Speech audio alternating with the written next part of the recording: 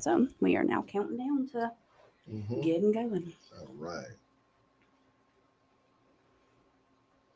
I got to start watching your show Weekdays at 1 every day. every day. Wow. Well, every day during the week, just Wow, I didn't know weekdays. that. We may need to come back and talk about some stuff. Yes. Maybe bring some future leadership with me to We talk. could do that, especially when we get into our new studios. So much is bigger. It's air conditioned. It's we may could do this once a week, Tommy. You know, we'll let y'all work that out. I won't, like I said, I won't be here next week. Maybe the week after, we could talk about some other stuff because it's important. Yeah, it's important. It is. All right, 1 minute.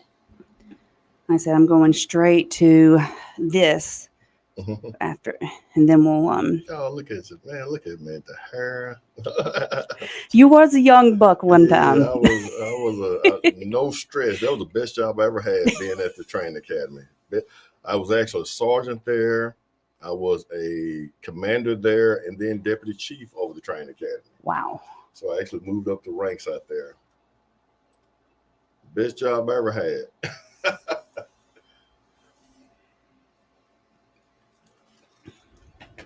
Right.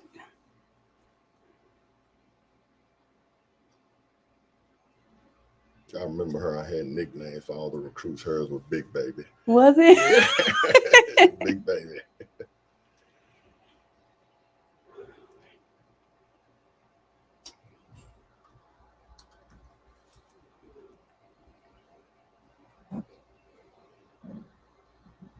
Chief Wade began his career in law enforcement in 1995. During his tenure as the chief of JPD, he has seen many changes.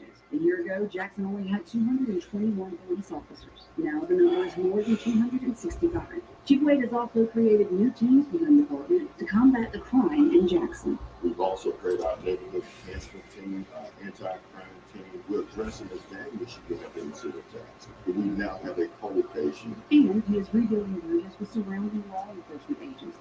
We've had to learn how to work with the Capitol Police Department, with Harris County, with Earl, Brandon, Clinton, Byron, Wisdom. And we had to mend those relationships. We have to rebuild those relationships because they have a lot of resources that we simply do not have. We asked Chief Wade what he would say to those that may have the same mindset about Jackson as the members of the Blue Squad. They referenced about bringing a dead body to J-Town and they'll never solve it. To people who have that mindset about Jackson and about Jackson's past, what do you want to say to them about Jackson's future? When we talk about Jackson, we don't want to talk about it being the worst city in the country. But we know the work that we're doing. I refuse to let somebody tell me how bad I am, especially when there's simply a critic and a skeptic. A dime a dozen. The improvements of JPD are the number. The homicide rate has dropped, the solve rate has risen, and according to Chief Wade, the future of JPD is on an upward track. I see potential. I see all the great leadership that's on the horizon that's coming up the ranks within the Jackson Police Department. It's the great work of the Jackson Police Department, the men and women of JPD, but it's also the community growing blind and saying, we're tired of this foolishness, we're tired of this chaos, we're tired of this reckless activity, and we're going to help law enforcement hold you accountable and beat you off the streets of the city of Jackson. What has been the hardest moment for you? The issues of the families that were not notified in the town and matter of their family members' death. That issue was very tough for me. As I came in, that was kind of the narrative of what we were experiencing.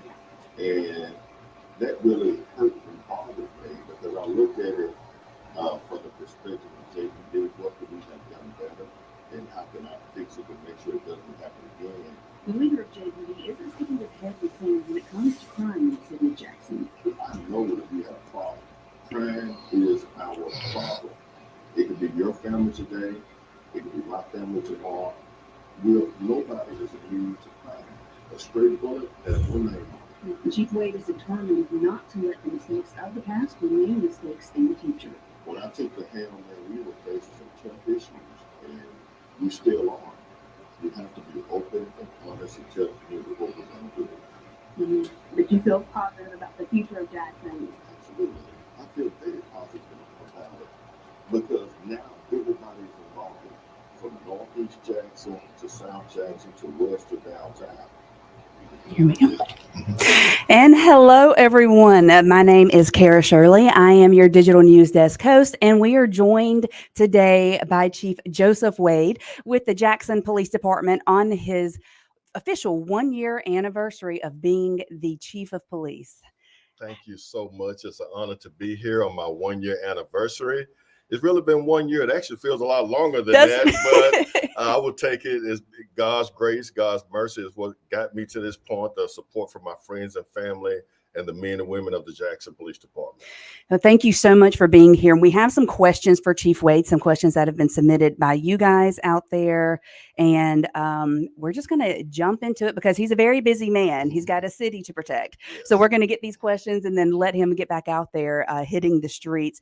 But the first question that I want to ask you right now, Chief Wade, was submitted. And it's really a good question, I think. It says, what are the biggest challenges that you have faced since becoming chief?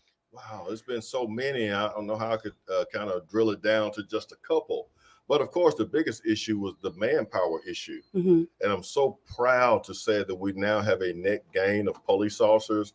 But, you know, taking on this position with only 221 officers really limited our response. It limited our ability and capacity to enforce the law here in the city of Jackson. But now, you know, as I sit here today, we're at 265. Wow. So improvement, bringing people back, getting institutional knowledge back, you know, creating the next wave of JPD leadership and JPD police recruits. I'm just very excited about that. But also the challenge of building community trust, Mm-hmm. regaining that trust from the community, but also regaining trust in the law enforcement community. And I think that we've done that over the past year. We're working in collaboration with the community, working in collaboration with other law enforcement. And more importantly, we have reestablished community trust. I'm very excited about that. Well, talking about community trust with the Jackson Police Department, what are some of your priorities going forward for the men and women of JPD? Yes, I have a lot of priorities as well. I mean, we're thinking, me and my team, we think and we talk. We see what's in front of us today, this week, but we're also thinking about the future. What does the police department look like in 6 months? Mm-hmm. What does it look like in 1 year? What does it look like in 2 years? So we've got to cultivate leadership. We've got to cultivate individuals. We've got to invest in law enforcement. So my number one priorities are, first of all, praising our police officers for the work that they do and pay them competitively for the work that they do. So getting the men and women the pay raises that they deserve, giving them the tools that they need to do their jobs, such as vehicles, Yeah. and also investing in more technology around the city, which will make their job easier, but more importantly, more efficient and effective as they do their work. Well, and that's a great lead way right into my next question is someone asked, what is the expected response time for nonviolent crime here in Jackson? Because we do hear people say, oh, well, they took forever to get here or they never came or things like that. So what can people expect or what should they expect? Yeah, absolutely. And if that happened to anyone, I do apologize. We want to make sure that we mitigate that. And one of the things that I talk about to my team all the time, when we meet, we talk about how many calls were received by the Jackson Police Department on a weekly basis. And it's almost mind-blowing as I talk to other law enforcement executives in the state of Mississippi Mm-hmm. and across the country. We are averaging around 6,000 calls for service a week. Just in the city A week limits. in the city limits. Wow. In 1 week. Of course, we know that we have the advent of Capitol Police and we're still receiving their calls and they're getting around 350 that we're patching over to them, but still we are responding to 6,000 calls for service. So to answer your question, when it's a violent crime, it's something life-threatening, someone has been harmed, we try to focus on a 5-minute response time. Does that happen all the time? Absolutely not, Mm-hmm. because we may have officers tied up on a shooting, Right. a carjacking, a robbery. But a non-violent offense, it may take a moment because the crime has happened, the suspect is not there, and it's a property crime. So Mm-hmm. that's lower on the priority system that we have in place. It may be 15 to 20 minutes, but we are also educating and informing our public that we now have a QR code system. You can go on our Facebook page and scan that QR code and you can do your own police report. Really? If you simply want to report a crime that has happened, say for instance, somebody stole your hubcaps. Right. You know, we don't have to send the whole police department out there in a mobile crime lab unit. You know, that's something that you just simply want to report for Yes. insurance purposes or whatever reason. You can QR code it. And that is the pattern and trend that's happening across the country. Every single thing does not require a law enforcement response, but we want to make sure we are giving the best police service available. One of the huge challenges I had when I first came in was our 911 system. Mm-hmm. Phones weren't being answered, which was impacting calls for service and response time. We were able to mitigate that. We had about 20 something dispatchers when I came on. Now we have about 42, 43. Wow. We got those men and women a pay raise, and now we're able to put people in those seats to receive those 911 calls, which makes us more efficient as we respond to property crimes and homicides and violent crimes in our community. But we want to educate the public that we do now have a QR code system, and that's something that I implemented over this past year. So the QR code, people can, if they have one of these, we said nonviolent crimes or whatever, but they can literally just make a report and They not can do it themselves, and it will come directly to us. We'll review it and we'll send it to the appropriate area, or we will file it. So your police report is done, but it gives you a case number. You can essentially do this. I've talked to police officers as far away as Seattle, Washington. They would literally respond to a call and give them the QR code. Yes. Then they would leave. Yeah. Because it's a property crime. There's really nothing to do except Right. take the information. So we're going to educate and inform our public. We're going to continue to push that out at community meetings, and it would help us to be more proficient because we have limited resources. We do. We have limited resources, and 265 officers responding to 6,000 calls for service a week. That strains those limited resources. It really does. And it strains those officers. I mean, that's a lot. Absolutely. A lot of calls for service. I talked to a lot of chiefs and sheriffs across the state. And some of these agencies and also may get 3 or 4 calls a shift. Not in Jackson. You may get 20 in one shift. So I commend them for the work that they do. Nobody does the volume of work that we do in the state of Mississippi. I know this because I attended the Mississippi Chiefs Association conference and new chief orientation training. Our volume of work is probably, unheard of in the state of Mississippi, but they do a very good job. And you don't hear about all of these excessive force cases, overreacting to stuff. Are we perfect? Absolutely not. Have we made mistakes? Absolutely. But we will be transparent and we'll hold people accountable when those mistakes do happen. Well, and you are leading right into my next question perfectly.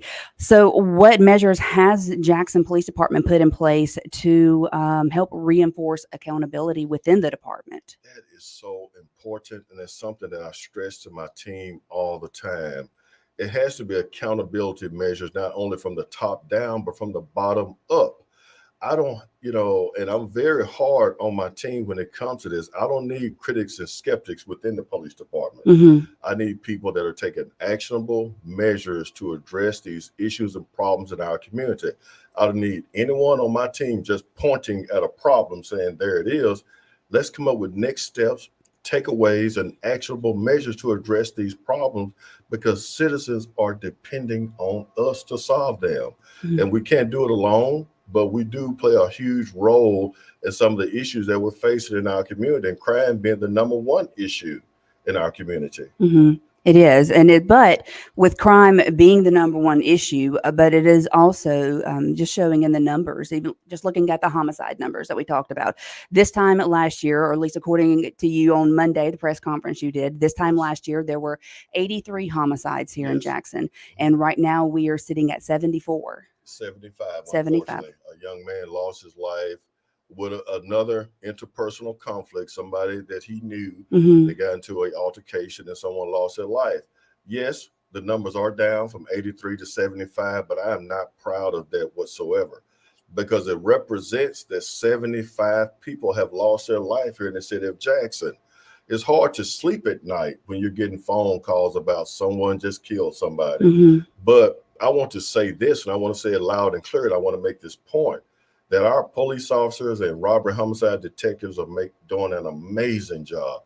We have a 77% solvability rate. I have visited law enforcement agencies across this country. And I'm not talking about, Pelahatchie or, Clinton. I'm talking about Philadelphia, Pennsylvania, Wilmington, Delaware, Los Angeles Police Big Department, places. Chicago, and Detroit.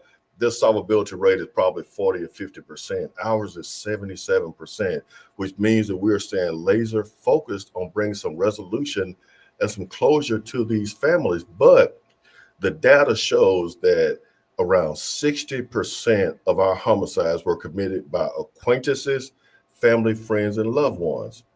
That means that we have a certain population within the city of Jackson who do not know how to deal with conflict. Mhm. They go from zero to an assault rifle with people that they know. Imagine if we took that 60% out, where we had people that knew how to deal with conflict with their family, friends, and loved ones and acquaintances. 60% would bring our numbers down, less than 30 or 40 Mhm. homicides. So we've got to educate our community, have conflict resolution training, and hold parents accountable for the actions of their children to make sure that we get this city headed back in the right direction.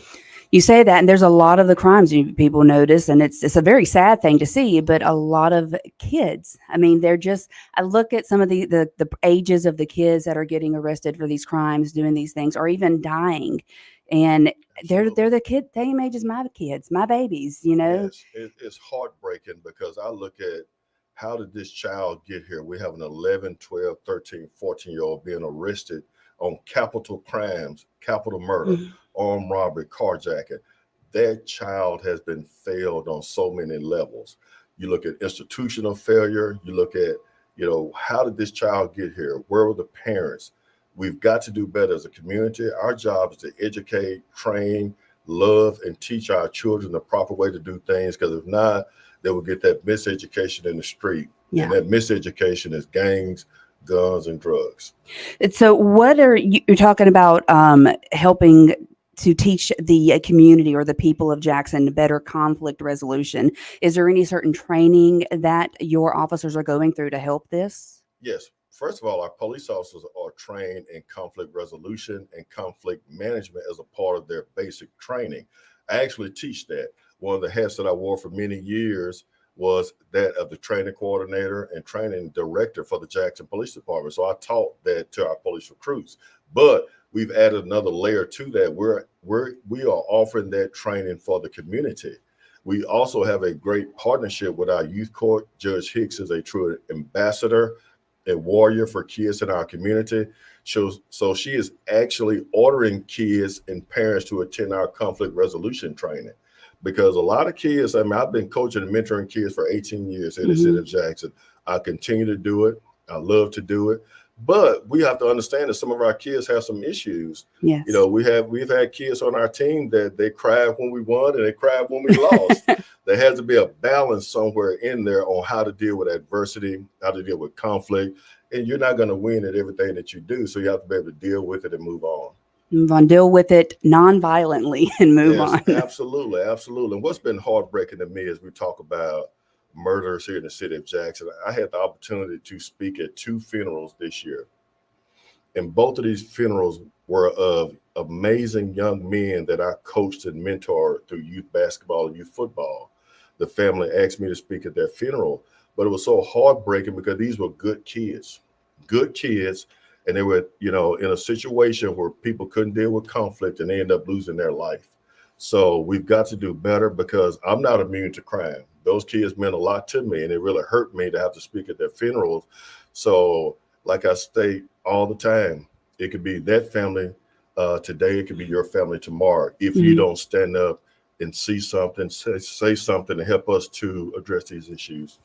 Well, let's talk about the officers again. I think about these officers having to go to these crimes, to the scene of these crimes, and see, especially when it's involving these children, or even the babies. For instance, the little girl that got brought over from Louisiana, or the 3-year-old that was shot. Things like that. How are you helping your officers to be able to handle that mental stress? Yes. We have a great chaplain program that is headed by Bishop Jenkins.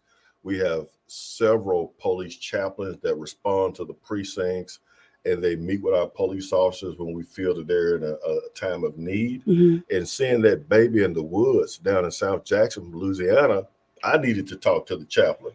And I worked homicide for 9 years as a detective, sergeant, and lieutenant, but you never want to see a baby lose their life. You never want to see a 3-year-old being shot. Mhm. You know, earlier this year, we had a 1-year-old that was killed by a parent.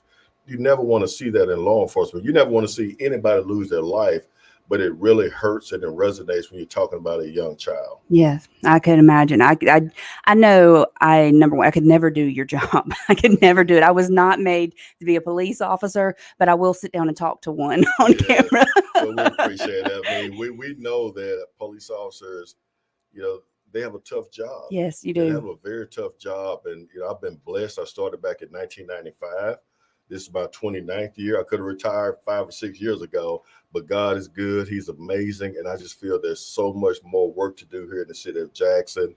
And I want to do it in collaboration with everybody. We all are community stakeholders. Mhm. When I go to these meetings and I talk to elderly people who simply want to hold my hand and take a picture with me and tell me I'm depending on you, That's a they're lot. depending on me. Yeah. They can't pack up and move. They're depending on me, and I don't take that very lightly. I am focused on what the mission is, and the mission is improving the quality of life here in the city of Jackson, but I cannot do it alone. I Mhm. need help from everyone, a community stakeholder, business owner, preacher, pastor, coach, teacher, Mhm. college professor.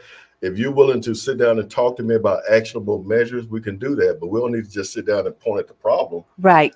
Yeah. Don't point. Let's bring some solutions to the Yes. table. Exactly. Well, let's talk about, you've been here for a year. You've been in this role for a year, but you can't fix it all in a year. And there are some things that you inherited as the chief with the Jackson Police Department. And a lot of those are some cold cases. You got a lot of victims out there of cold cases. You got family members of those victims.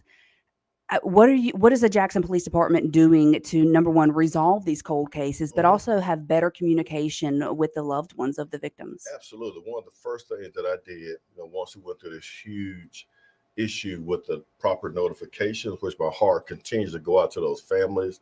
I keep them uplifted in prayer. It was very hurtful to see their hurt and to see their pain. So we have completely redid our policy, which was an antiquated policy about next of kin notifications. We've trained every Jackson police officer on proper notification. We've trained them. Mhm. Not only changed the policy, but we trained them as well. We established a cold case unit. Prior to June 1st of last year, when I was named interim, we did not have a cold case unit. It was sad and very unfortunate that if your loved one's case was not solved, in 3 months, 6 months, or a year, it was put in a cold case and it's sat there, Mhm. which is so unfair to these families because they have been traumatized, forever. Yeah. That trauma is never going to go away. So now we have the human capital, the human resources to have a cold case unit with some very good people working in that area. And I'm very excited about it. But also, I have been meeting with those families. I have not built a wall or a shield around me. When they call my office, 601-960-2740, 601-960-2740, 2740, and they y'all. want to talk about their family's cold case or a case where they didn't get the proper resolution, I meet with them. I talk to them. And you've seen another program that I have called Stand With Me. Mm-hmm. I will get a family who were soliciting help in solving that cold case, and I have the family with me, and we're pleading to the public to come forward and help us to bring some type of resolution and closure to that family because they've been traumatized and they will never get over losing that loved one. Yep. And it really hurts when I talk to some of these mothers who've lost their son, and they're at that place and they'll never get past that. Mm-hmm. Never get that resolution. No, or until we make an arrest or hold somebody accountable for their actions. Right. Well, let's talk about the community because in the first interview that we did together, you spoke a lot about how the success of the Jackson Police Department also lies within the community. So tell me, what can the community do to help you guys better?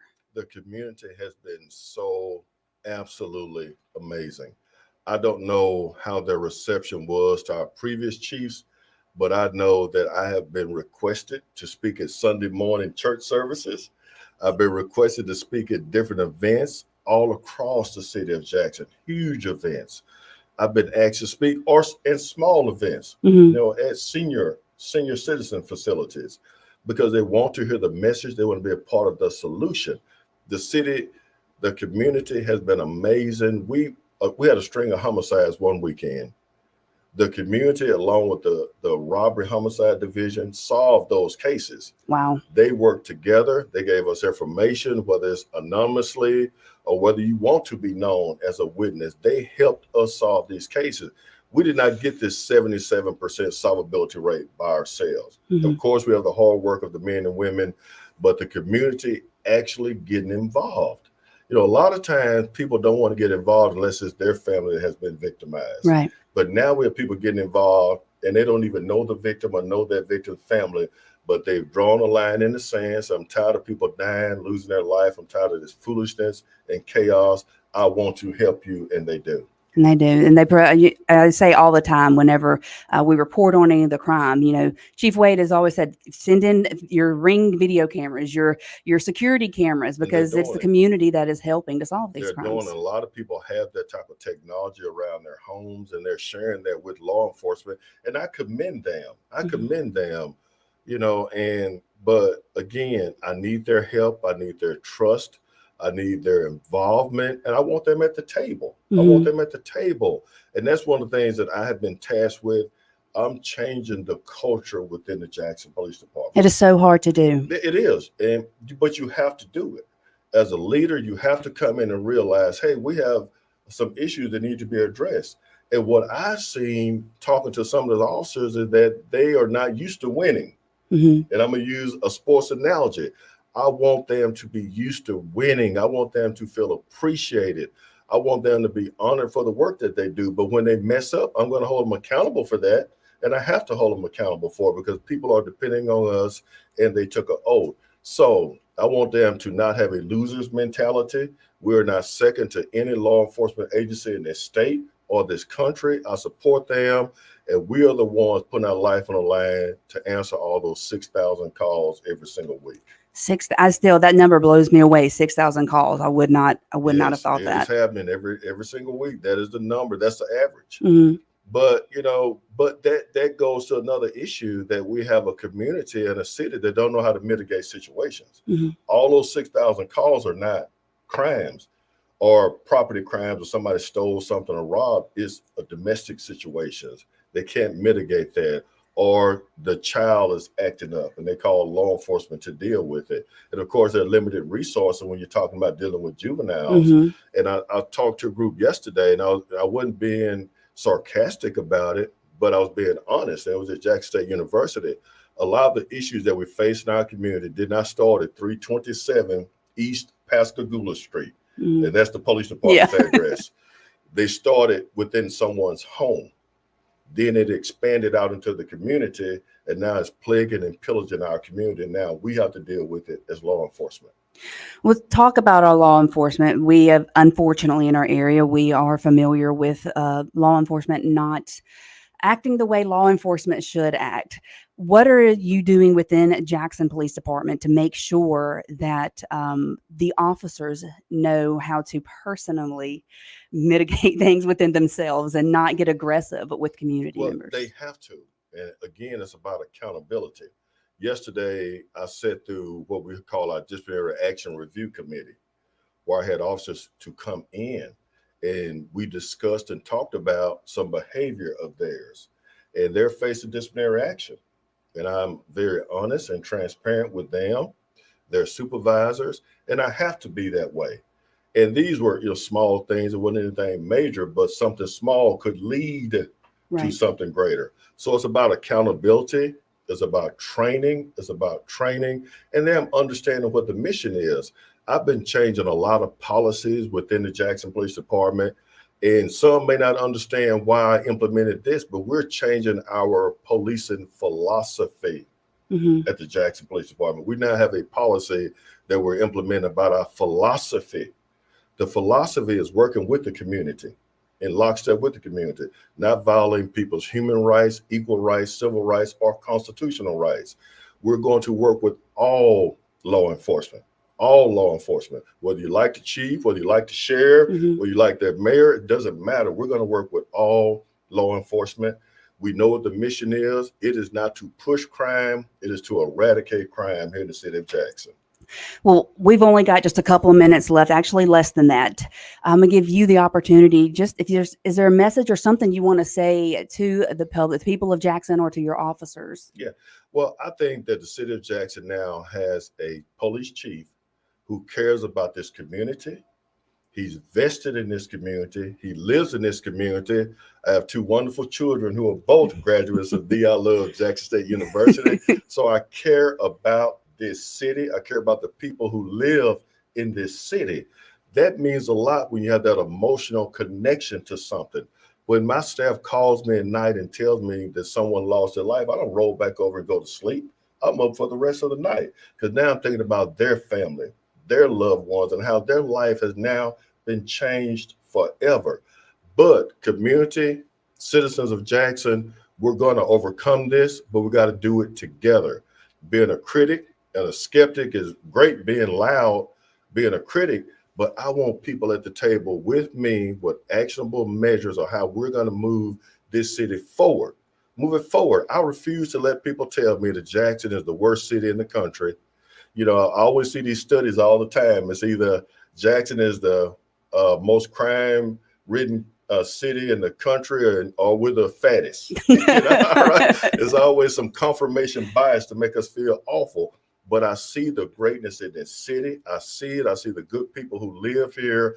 And I think that if we work together, we can overcome this albatross, which is crime that is plaguing and creating this black cloud that's been floating down in South Jackson over us, you know, for a very long time. I'm talking about the tire smoke. But that's what crime is doing to the whole entire city. It's this black cloud of smoke that's above us.